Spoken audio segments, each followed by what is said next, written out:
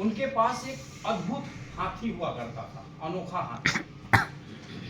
उस हाथी का अद्भुत होने का, अनोखा होने का जो सबसे बड़ा कारण था कि वो हाथी अपने जीवन में कभी भी कोई भी लड़ाई या कोई भी युद्ध नहीं हारा। कोई भी लड़ाई नहीं हारा वो हाथी। जिस लड़ाई में भी जिस युद्ध में वो हाथी गया, उस युद्ध को उस हाथी ने जीतने का काम किया, कभी नहीं हारा। लेकिन समय के हिसाब से वो आदमी का हो या जानवर का हो, उम्र बढ़ता है। उस हाथी का भी उम्र बढ़ा, धीरे धीरे वो हाथी बुजुर्ग हो गया। एक दिन राजा प्रसेनजीत जो थे, वो अपने सेना के साथ में, घोड़े हाथी के साथ में जंगल के रास्ते से गुजर रहे थे।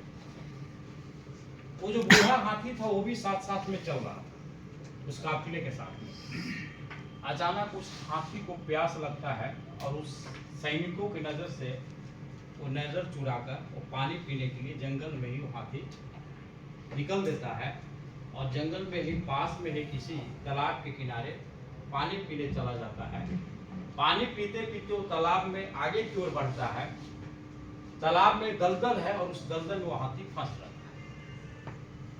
जब दलदल में वो हाथी फंस जाता है तो हाथी बहुत कोशिश करता है उस दलदल से निकलने के लिए, लेकिन जितना कोशिश करता है उतना ही उस दलदल में वो हाथी फंसते चला जाता है।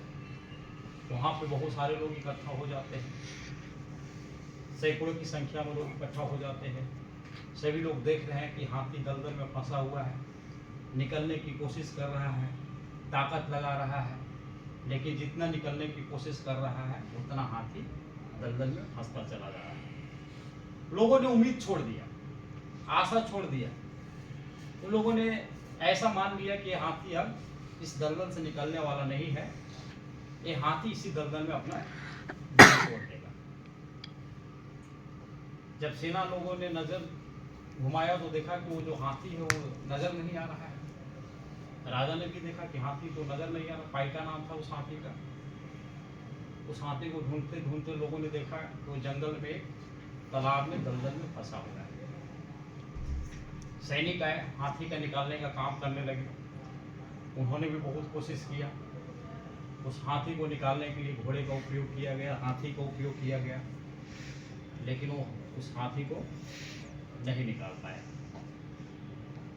उसी में से किसी व्यक्ति ने कहा कि पास के ही जंगल में भगवान बुद्ध रुके हुए हैं और हमें उनके पास चलना चाहिए और इस हाथी को कैसे निकालना है, उनसे रास्ता, उनसे मार्ग लेना चाहिए। राजा जो है भगवान बुद्ध के पास पहुंचते हैं और जाकर कहते हैं कि हे तथागत, आप तो दुनिया के महान शास्त्रा हैं, आपकी अनुकंपा है। हमारा हाथी जो है पाइका वो दलदल में फंस गया है। हमने बहुत कोशिश किया उस हाथी को निकालने का, लेकिन वो हाथी निकलने के बजाय और दलदल में फंसता चला गया। भगवान बुद्ध ने अपने भिक्षु लोगों को कहा कि जाओ राजा के हाथी को निकाल दो। भिक्षु लोग आए, उन्होंने देखा हाथी फंसा हुआ है।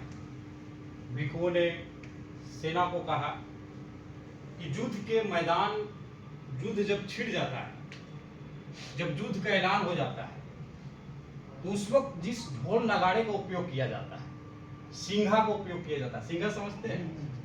गांव देहात में सिंघा होता है, जोर जोर से ढोल नगाड़े बजते हैं। तो भंती लोगों ने कहा कि जाओ ढोल नगाड़े और सिंघा लेकर आओ। सेना गए, सेना जाकर युद्ध का जो ढोल नगाड़ा होता है, सिंघा होता है, वो सब लेकर आते हैं। भिक्षुओं ने कहा कि इस हाथी के सामने जोर जोर से ढोल नगाड़े बजाना शुरू करो, सिंघा बजाना शुरू करो। सेना लोग बहुत जोर जोर से ढोल नगाड़े बजाना शुरू करते हैं, सिंघा बजाना शुरू करते हैं। जैसे ही ढोल नगाड़ा बजता है, सिंघा बजता है, वो हाथी जो है जोर से चिंघाड़ मारता है, और जैसे ही चिंघाड़ मारता है तो कुछ क्षण के लिए उसकी सारी शक्ति जो है इकट्ठा हो जाता है और वो हाथी दलदल से बाहर निकल जाता है। ये लोग वहाँ पे देख रहे थे, सारे लोग अचंभित हो गए, आश्चर्य करने लगे कि इस हाथी को निकालने की बहुत कोशिश किया गया, लेकिन ये हाथी नहीं निकल पाई। आखिर ऐसा क्या कारण? उस ढोल नगाड़े में, उस सिंघा में कि हाथी